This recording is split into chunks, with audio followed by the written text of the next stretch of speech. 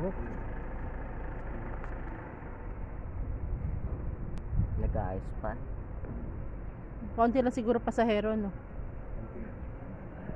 Pwede ako sa Di sa December, sa 2023, dapat biyahe na kami noon, mga ganong araw.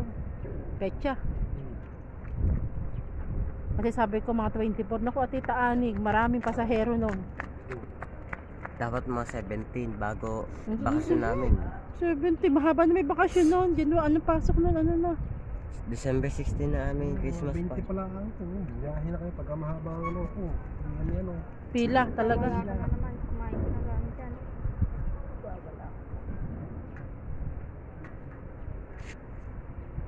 Kasi sabi ko, naku, may mamamasko ka ako noon. Tatawag na naman ako sa bahay. Sabi ni, abay 23, dito na kayo. Ganon. Uuna na ako sa inyo, mamamas ko ako sa inyo.